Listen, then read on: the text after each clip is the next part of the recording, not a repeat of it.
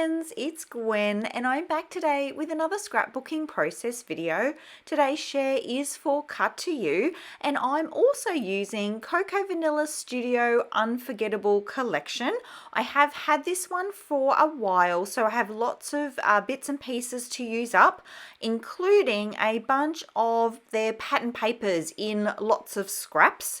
So my plan is to make a pretty simple and quick layout for you today, something that you could replicate if you're new to cut files. This design is called Happy As Can Be, and I will leave a link in the description box below. You will also find there the link for the separate video on how I've backed this particular design. So if you'd like to see that footage, that will be linked below as well. Okay, so onto the design of the layout. I am going with something that's a little more centered for this page. I have centered the cut file on the background and I'm going to place my photo slightly to the right there. So with that done, you'll notice that there isn't actually a lot more that needs to be added to this layout. It's already quite full and it's already a little bit busy, so I do want to just add a few more embellishments, and to do that I am going to do a little sweep through the ephemera packs.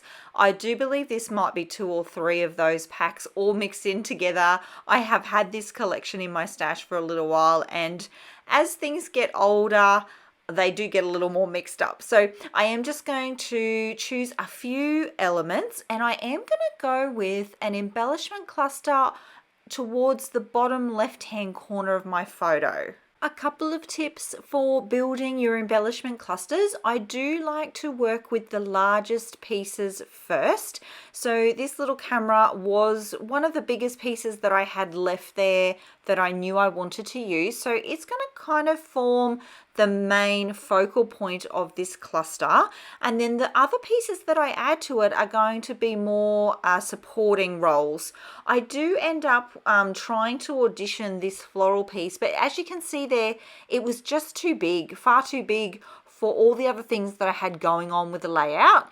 I do end up adding this floral though, and you'll see it nestles in there really nicely above the camera, and that's what I mean when I say it sort of supports that embellishment that's already there. And I found for me that that's the best way to get a really cohesive look.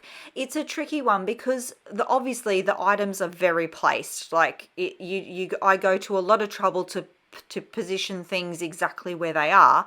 But my goal is to make them look like they've just fallen on the page and that they all just belong there and they all look really cohesive and they all work together really well. So embellishment clusters are a little bit of a tricky one. I remember years ago actually that like way back when I was first starting, I had the basics down. I could map my photos, I could do my paper layers okay, but I used to struggle a lot with the embellishment clusters. And what I would do is I would make my own layout, so my own layout design, but then I would look through the magazines. At the time it was Scrapbooking Memories, and I would pick out layouts that had embellishment clusters and I would try and copy them. Not exactly, but I would go, okay, so that embellishment cluster has a camera in the center, and then in the bottom right hand corner of the camera there's a flare button. So have I got a flare button that would match my layout? And I would add that in there, and I would try and replicate in some way the clusters that I was seeing on layouts that were being published. And that kind of taught me, it gave me the practice of making them, but it also taught me sort of the fundamentals of them and how I could build them, and how it's really just a matter of mixing and matching the shapes and the sizes of embellishments and grouping them together. I've also mentioned on the channel before about the overall shape of a cluster. So if you were to draw a line around all of the embellishments in a cluster, that line should be really interesting.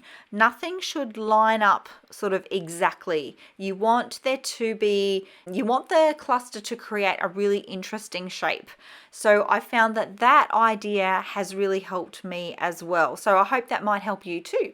So while I've been chatting away, I have finished out the embellishment clusters. Really simple for this layout. The main one is on the left there, and then I've got a couple more elements on the top left-hand corner of the photo, and then that cute little token is sort of centered at the bottom of the photo there. I'm going to use the Fussy Cut butterflies, the pink ones. They're going to help create a visual triangle. So if you were to draw a line between the butterflies, the photo would be in the center there. And I feel like that's going to also help draw the eye around the page, because it is quite a busy one, this one. With the words in the background there, the eye will want to naturally travel left to right. So I feel like adding the two at the top there will kind of give the eye like a starting point, and then the one on the right will kind of be like a full stop, and I feel like they will then it all just flows together. So yeah, you would just naturally, I would naturally flow top left hand corner down across the page to the right hand corner. I hope that makes sense. I do talk a lot about flow and positioning of embellishments on my channel. So if this is the first video that you're watching, I would recommend that you watch a couple more, and we'll all kind of fit together. All the pieces will fit together for you. Of course, too, you can ask me any questions in the comments below. Okay, so lucky last for this layout, I am going to add in a few of these accessory stickers. They're a little type sentiments. I really love these for helping tell the story. They kind of add an extra little detail. I find that they're a really good sort of sprinkling element. I kind of put them in the same category as enamel dots or little puffy stickers. I love to add them last. And I do feel in this case that the pop of white just helps bring all the layers together, because until I had added these, I really only had that white background. And I'm going to call this layout done. Thank you so much for being here, my creative friends. If you like the way that I scrapbook, or the way that I chat about the way that I scrapbook, I would love it if you give this video a thumbs up. I will in a moment leave you some close-up images, so if you want to pause the video, you can look at my embellishment clusters and maybe recreate some of your own just like them. I love it that we get to scrapbook together, and I will see you all in the next video. Until then, bye!